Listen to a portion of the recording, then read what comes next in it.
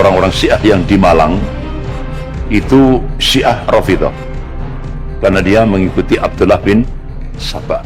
Dan pengikut Syiah terbesar se-Asia Tenggara itu Jawa Timur. Pertemuan 300 yayasan Syiah di Malang itu diadakan di aula gereja Katolik di Lawang. Tidak tahunya pondok pesantren yang selama ini dianggap itu pondok pesantren NU baru tahu kedoknya setelah MBCNU mengadakan sosialisasi terhadap buku panduan MUI Pusat tentang penyimpangan Syiah.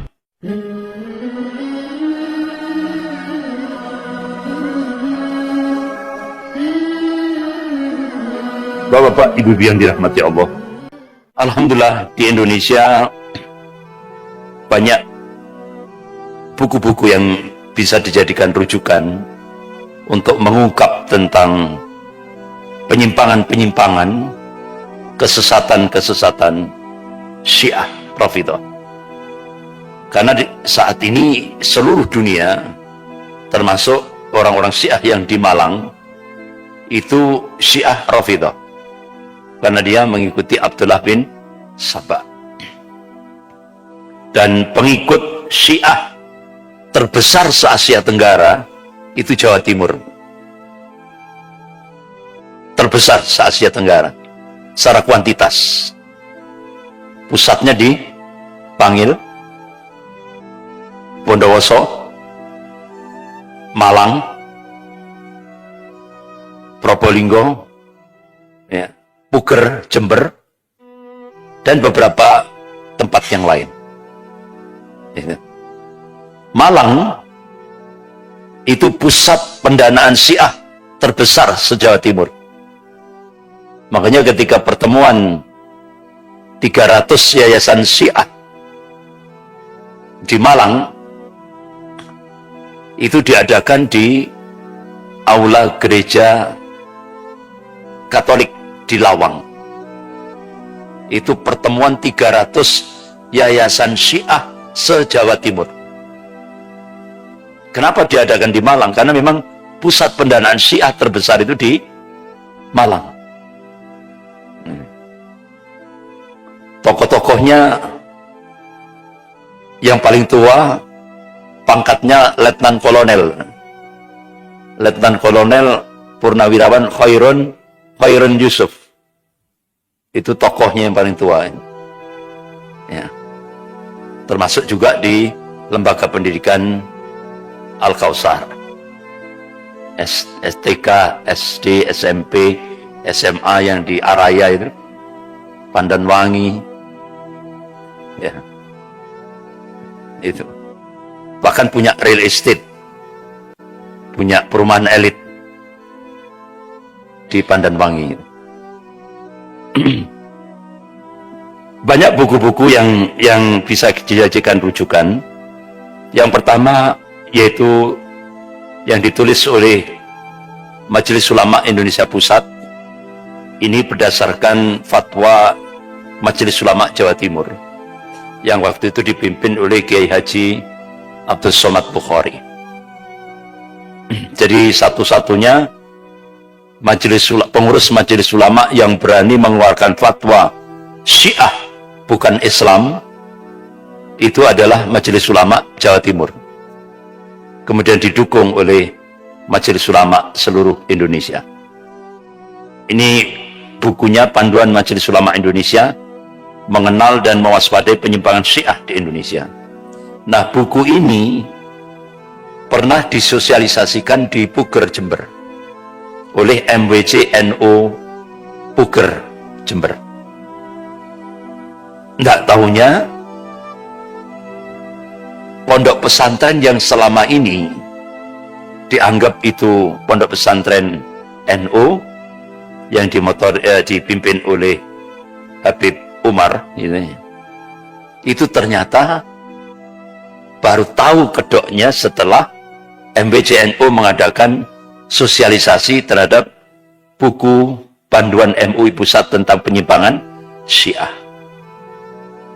Jadi Habib Umar marah supaya tidak dilaksanakan acara itu. Tapi MWJ NU tetap melaksanakan acara itu. Sampai akhirnya terjadilah pembunuhan di Puger, Jember. Dan itu dibunuhnya itu di depan Pak Kapolres. Ya. Oke, jadi artinya apa? Di Puger, Jember itu sudah mengamalkan akidahnya. Artinya membunuh ahlus sunnah itu ibadah. Karena apa? Orang-orang Syiah punya keyakinan, i'tiqad, ya, bahwa ahlus sunnah itu najis, darah, harta kehormatannya halal. Jadi seperti itu. Makanya muncullah peraturan Gubernur Jawa Timur nomor 55 kalau tidak salah, waktu Pak Karwo, tentang masalah ini, sehingga benar-benar aparat TNI Polri memberikan atensi sendiri terhadap pergerakan Syiah di Jawa Timur ini. Kemudian ada karya fenomenal jadi cendekiawan muda Ahlus Sunnah, yaitu Bapak Dr. Haji Abdul Khair Ramadan, SHMHMM. Beliau Komisi Hukum dan Perundang-undangan MUI Pusat, dengan judul Syiah Menurut Sumber Syiah. Jadi ini ilmiah ini. Syiah menurut sumber Syiah. Ancaman nyata NKRI. Ada juga ditulis oleh pimpinan Pondok Pesantren Gontor, yaitu Dr. Hamid Fahmi Jarkasi, dengan judul Teologi dan Ajaran Syiah menurut referensi induknya. Kemudian ada juga dari Forum Ukhuwah Islamiyah NKRI. Jadi ini, buku ini disebar karena latar belakangnya orang-orang Syiah di Indonesia ini mau mengadakan revolusi Syiah tahun 2018. Sehingga akhirnya yang cukup membuat kita pening gitu ya, itu kader-kader pesantren pada masa Ketua PBNU Profesor Said Agil Sirot itu disekolahkan di Iran, kurang lebih 4.000. Jadi 2018 mereka sudah lulus, bergelar master. Bahkan juga ada sekelas ulamanya. Nah itu. Jadi itu yang menjadi beban, terutama dari kalangan Badan Intelijen Negara. Bahkan yang cukup mengkhawatirkan, Badan Intelijen Negara, BIN, mendeteksi ada kurang lebih 6.500 orang-orang Syiah yang sudah bergerak ke Indonesia, dan mereka style militer. Nah, ini untuk menyongsong revolusi Syiah 2018. Tapi wa makarallah wallahu khairul makirin. Memang menjelang 2018 itu saya melihat sendiri bagaimana intel-intel dari Kodim Malang ya itu nyebar semuanya untuk memantau pergerakan Syiah di Malang ini. Jadi aparat TNI Polri benar-benar memberikan atensi. Tapi qadarullah, inilah makar Allah. Iran chaos. Dan chaosnya itu benar-benar brutal. Itu sempat terekspos di media internasional, termasuk di medsos di Indonesia ini. Sehingga akhirnya gagallah revolusi Syiah di Indonesia tahun 2018. Akhirnya orang-orang Syiah di Indonesia ini sekarang membonceng orang-orang komunis untuk masuk pemerintahan. Jadi nggak tanggung-tanggung mereka menguasai semua lini. Termasuk buzzer istana, yaitu Denny Siregar. Ini tokoh Syiah. Jadi mereka masuk ke semua lini. Jadi ini yang kadang-kadang lepas dari pantauan kaum muslimin. Bapak-bapak, ibu-ibu yang dirahmati Allah.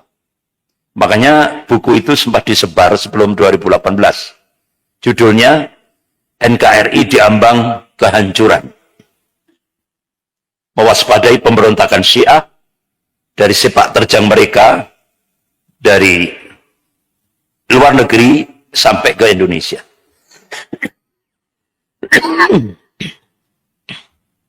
Ada juga seorang ulama, Syekh Dr. Imad Ali Abdussan. Beliau menulis tentang pengkhianatan Syiah mulai dari Khalifah Utsman bin Affan radhiyallahu an secara rinci sekali sampai kekinian. Ini. Jadi ini diungkap kembali sejarah itu. Jadi pengkhianatan Syiah itu fakta sejarah, bukan fiktif. Hancurnya 3 daulah, Muawiyah, Abbasiyah, Utsmaniyah, itu tidak lepas daripada pengkhianatan tokoh Syiah Rafidhah.